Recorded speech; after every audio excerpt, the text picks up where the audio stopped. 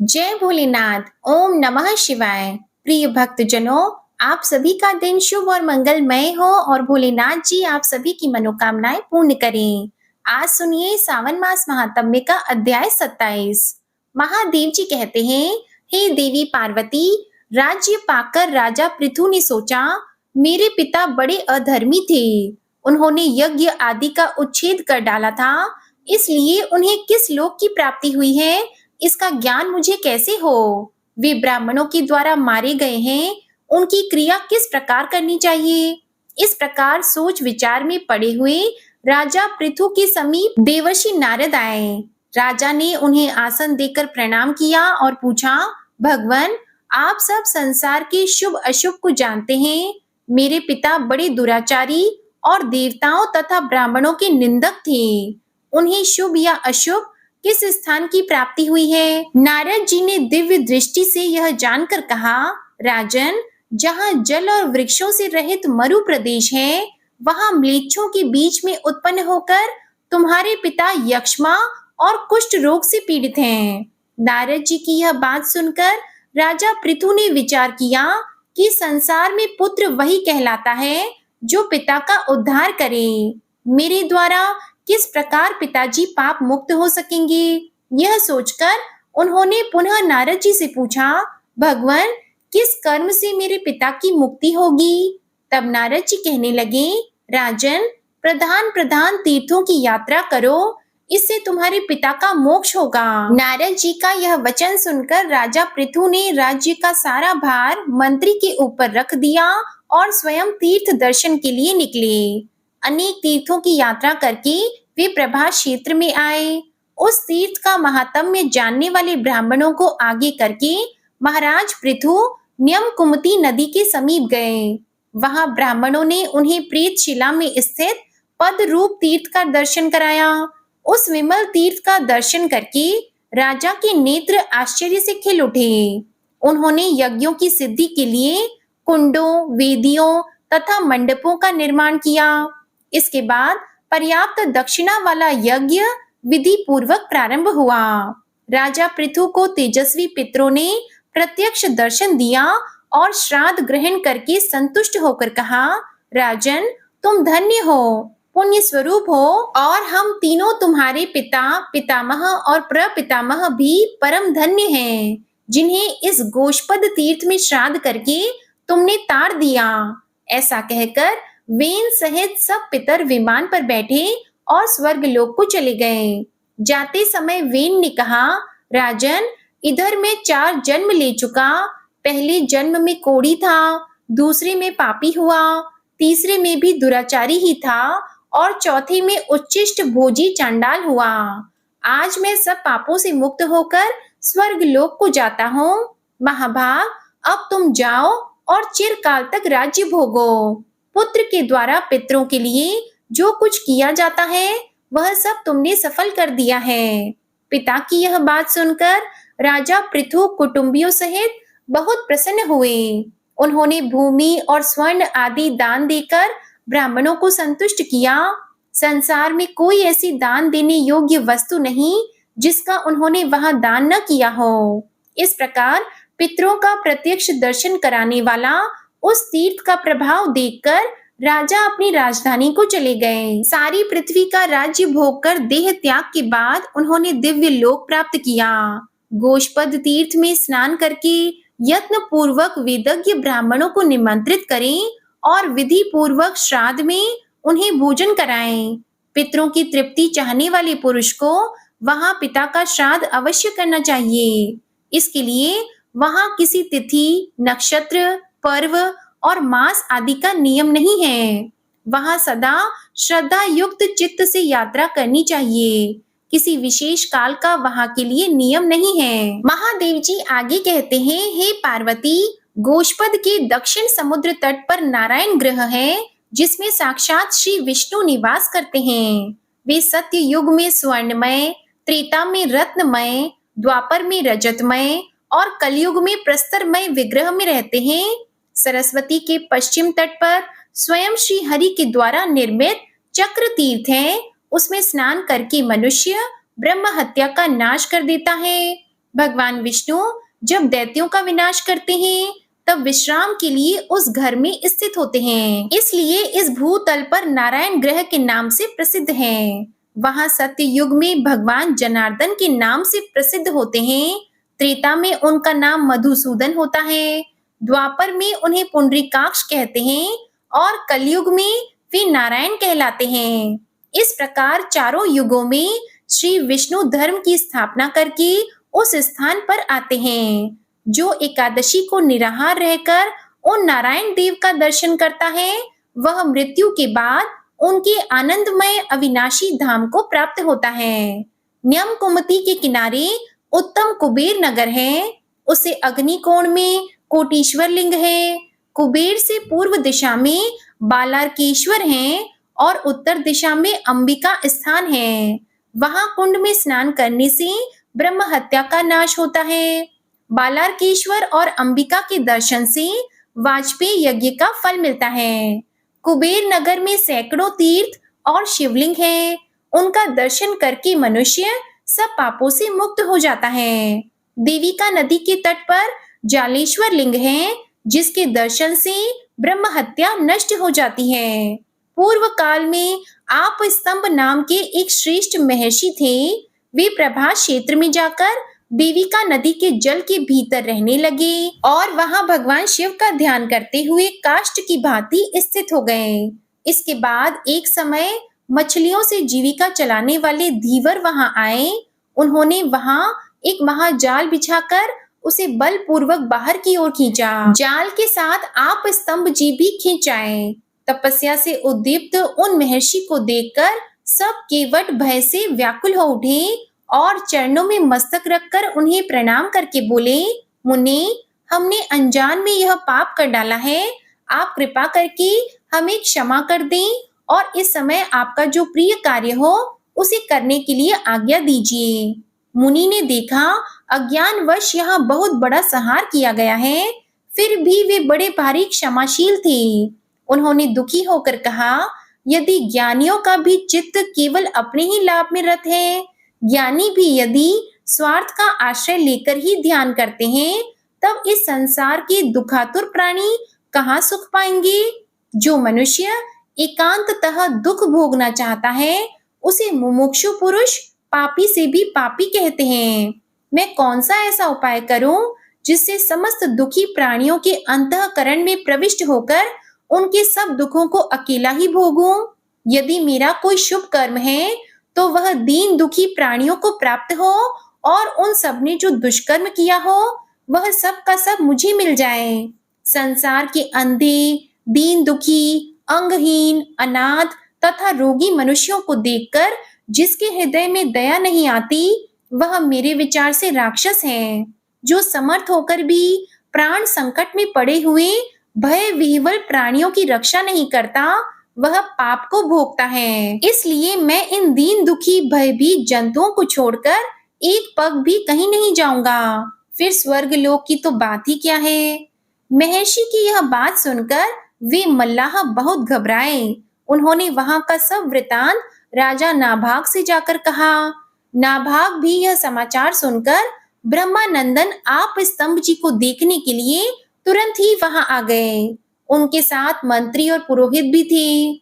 उन देवकल्प मुनि का भली भांति पूजन करके राजा ने कहा, भगवान बताइए मैं आपकी क्या सेवा करूं। यह सुनकर आप स्तंभ जी कहने लगे, ये दुख से जीविका चलाने वाले केवट मुझको और इन जल जंतुओं को जल से निकालने के कारण बड़े भारी परिश्रम से थक गए हैं। इनके परिश्रम का जो उचित मूल्य समझो वह दे दो।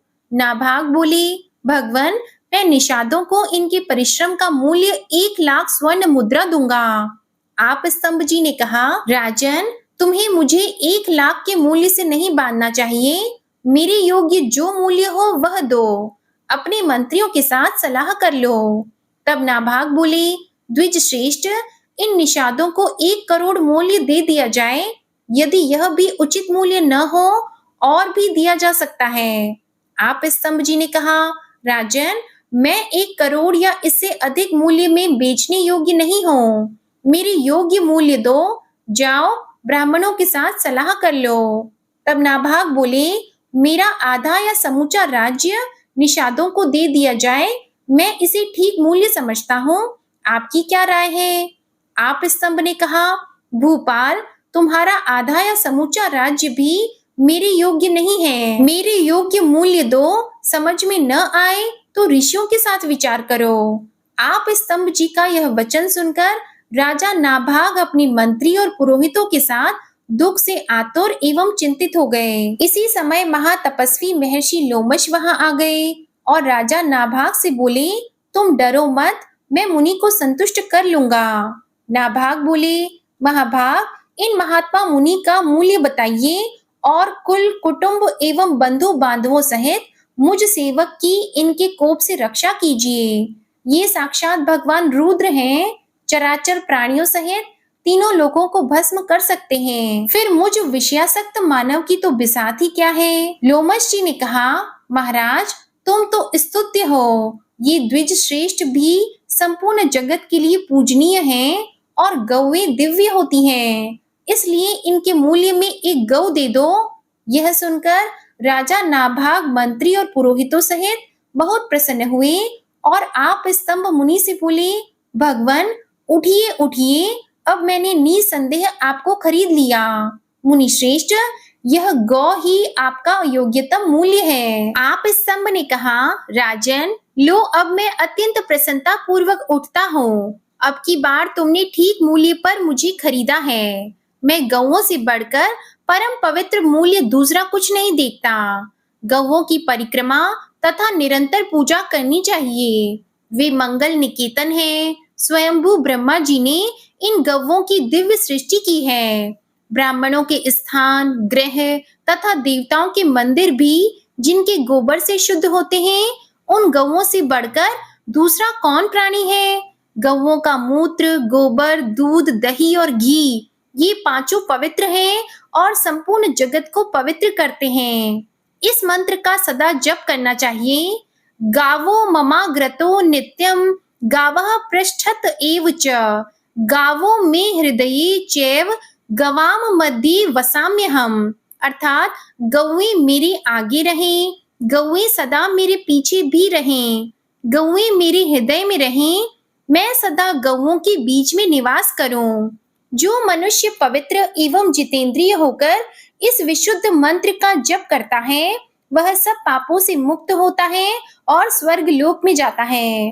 प्रतिदिन गौओं को भक्ति पूर्वक ग्रास समर्पित करना चाहिए। जो उन्हें गौ ग्रास दिए बिना स्वयं भोजन करता है, वह दुर्गति को प्राप्त होता है। जो प्रतिदिन गौ ग्रास देता है, वह उतने से ही अग्निहोत्र, पितृ तर्पण और देव पूजन सब कुछ कर लेता है। गो ग्रास देने का मंत्र इस प्रकार है, सौरभि जगत पूज्या देवी, विष्णु पदे स्थिता, सर्वम मेतन्मया दत्तम मया दत्तम प्रतीक्षतु।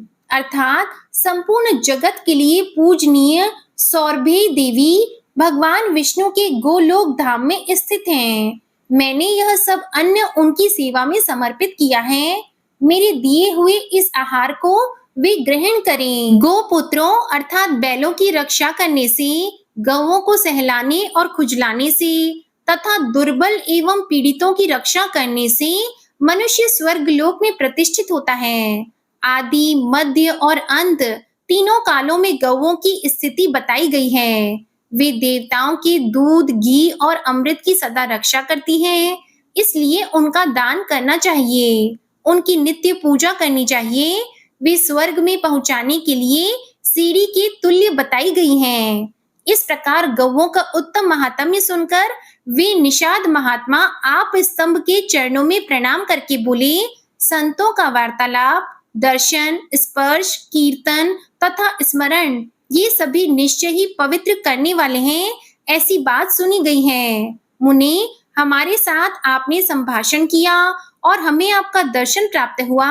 अब हम पर अनुग्रह कीजिए और हमारी दी हुई यह गौ ग्रहण कीजिए। तब आप स्तंभ बोले, निषादों, यह मैं तुमसे गौ दान लेता हूँ। तुम पाप रहित होकर जल से निकाले हुए इन मत्स्यों के साथ ही स्वर्ग लोक को जाओ। प्रतिग्रह रूप निंदित कर्म से भी दूसरे प्राणियों की प्रसन्नता का कार्य करके यदि मैं नरक में पड़ूंगा तो उसे भी स्वर्ग ही समझूंगा। मैंने मन, वाणी, शरीर और क्रिया द्वारा जो कुछ भी पुण्य कर्म किया हो, उससे समस्त दुखातुर प्राणी शुभ गति को प्राप्त हो। इसके बाद उन विशुद्ध चित्त वाले महर्षि के प्रसाद से वे निषाद उनकी बात पूरी होते ही मत्स्यों सहित स्वर्ग लोक में चले गए। मछलियों और मछली मारों को इस प्रकार स्वर्ग लोक में जाते देखकर मंत्रियों और सेवकों सहित राजा नाभाग विस्मित होकर बोले, कल्याण की इच्छा रखने वाले पुरुषों को सदैव संतों की सेवा करनी चाहिए। साधु पुरुष पुण्य तीर्थों के जल के समान होते हैं। इस लोक में यदि क्षण भर भी उनकी उपासना की जाए तो वह निष्फल नहीं होती। संतों के साथ बैठना चाहिए, संतों के साथ उत्तम कथा वार्ता करनी चाहिए।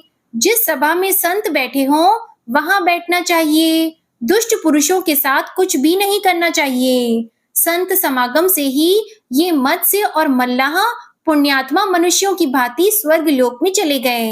इसके बाद मुनिवर आप स्तंभ और महामुनि लोमश राजा नाभाग को नाना प्रकार के अभीष्ट वर मांगने के लिए प्रेरित करने लगे। तब राजा ने अत्यंत दुर्लभ धर्म बुद्धि को वर्ण किया, अर्थात यह वर मांगा कि मेरी बुद्धि सदा धर्म में ही लगी रहे। वे दोनों मुनि तथास्तु कहकर प्रसन्नता पूर्वक राजा की प्रशंसा करते हुए बोले, राजेंद्र, तुम धन्य हो जो तुम्हारी बुद्धि धर्म में लगी है। मनुष्य मात्र के लिए धर्म अत्यंत दुर्लभ है, विशेषतः राजाओं के लिए तो वह परम दुर्लभ है। यदि राजा मदोन्मत्त होकर स्वधर्म का परित्याग न करे तो संसार में उससे श्रेष्ठ कौन पुरुष होगा। राजाओं को सदा जन्म लेना पड़ता है, यह ध्रुव है। उन्हें सदा मोह होता है, यह भी ध्रुव है। और मोह से नरक की प्राप्ति भी ध्रुव है। इसलिए बुद्धिमान पुरुष राज्य की निंदा करते हैं। विषय लोलुप मनुष्य राज्य को अधिक महत्व देते हैं, किंतु मनीषी मानव उसी को नरक के समान देखते हैं। इसलिए महाराज, यदि तुम अपने लिए सनातन गति चाहते हो तो कभी मद अर्थात गर्व मत करना, क्योंकि वह लोक परलोक दोनों का नाश करने वाला है। ऐसा कहकर वे दोनों महात्मा अपने अपने आश्रम को चले गए। नाभाग ने भी वर पाकर प्रसन्नता पूर्वक नगर में प्रवेश किया। महादेव जी कहते हैं, हे पार्वती, इस प्रकार देविका नदी का प्रभाव बताया गया। मुनीश्वर आप स्तंभ ने वहां शिवलिंग की स्थापना की। वे निषादों के जाल में पड़े थे, इसलिए उनके द्वारा स्थापित शिवलिंग का नाम जालेश्वर हुआ। चैत्र शुक्ल त्रयोदशी को जो वहां पितरों के लिए पिंडदान करता है, उसके उस श्राद्ध का कभी अंत नहीं होता। जय भोलेनाथ। आज का अध्याय समाप्त हुआ। इसके आगे का वृतांत आप अगले अध्याय में सुनिएगा। अब आप सुनिए श्री शिव चालीसा पाठ। श्री गणेश गिरिजा सुवन मंगल मूल सुजान, कहत अयोध्या दास तुम देहो अभय वरदान। जय गिरिजापति दीन दयाला, सदा करत संतन प्रतिपाला। भाल चंद्रमा सोहत नीके, कानन कुंडल नाग फनी के। अंग गौर शिर गंग बहाए, मुंड माल तन छार लगाए। वस्त्र खाल बागंबर सोहे, छवि को देख नाग मुनि मोहे। मैना मातु की है दुलारी, बाम अंग सोहत छवि न्यारी। कर त्रिशूल सोहत छवि भारी, करत सदा शत्रु निक्षयकारी। नंदी गणेश सोहितः कैसे, सागर मध्य कमल है जैसे। कार्तिक श्याम और गणराऊ, या छवि को कही जात न काऊ। देवन जब ही जाए पुकारा, तब ही दुख प्रभु आप निवारा। किया उपद्रव तारक भारी, देवन सब मिली तुम ही जुआरी। तुरत षडानन आप पठायहु, लव निमेष महामारी गिरायहु। आप जलंधर असुर सहारा, सुयश तुम्हार विदित संसारा। त्रिपुरासुर सन युद्ध मचाई, सब ही कृपा कर लीन बचाई। किया तपहि भागीरथ भारी, पूरब प्रतिज्ञा तसु पुरारी, दानिन मह तुम सम को नाही, सेवक स्तुति करत सदाही। वेद नाम महिमा तव गाई, अकथ अनादि भेद नहीं पाई। प्रगट उदधि मंथन में ज्वाला, जरे सुरासुर भय विहाला। कीन्ह दया तह करी सहाई, नीलकंठ तब नाम कहाई। पूजन रामचंद्र जब कीन्हा, जीत के लंक विभीषण दीन्हा। सहस कमल में हो रहे धारी, कीन्ह परीक्षा तब ही पुरारी। एक कमल प्रभु राखे जोई, कमल नयन पूजन चह सोई। कठिन भक्ति देखी प्रभु शंकर, भय प्रसन्न दिए इच्छित वर। जय जय जय अनंत अविनाशी, करत कृपा सबकी घटवासी। दुष्ट सकल नित मोहि सतावे, भ्रमत रहे मोहि चैन न आवे। त्राहि त्राहि मैं नाथ पुकारो, यही अवसर मोहि आन उबारो। ले त्रिशूल शत्रुन को मारो, संकट से मोहि आन उबारो। मातु पिता भ्राता सब कोई, संकट में पूछत नहीं कोई। स्वामी एक है आस तुम्हारी, आया हरहु अब संकट भारी। धन निर्धन को देत सदाही, जो कोई जाचे वो फल पाही। अस्तुति के ही विधि करो तुम्हारी, क्षमहु नाथ अब चूक हमारी। शंकर हो संकट के नाशन, मंगल कारण विघ्न विनाशन। योगी यति मुनि ध्यान लगावे, नारद शारद शीश नवावे। नमो नमो जय नमो शिवाय, सुर ब्रह्मादिक पारन पाए। जो यह पाठ करे मन लाई, तापार होत है शंभु सहाय। ऋण के हो जो कोई अधिकारी, पाठ करे सो पावन हारी। पुत्रहीन कर इच्छा कोई, निश्चय शिव प्रसाद तेहि होई। पंडित त्रयोदशी को लावे, ध्यान पूर्वक होम करावे। त्रयोदशी व्रत करे हमेशा, तन नहीं ताके रहे कलेशा। धूप दीप नैवेद्य चढ़ावे, शंकर सम्मुख पाठ सुनावे। जन्म जन्म के पाप नसावे, अंतवास शिवपुर में पावे।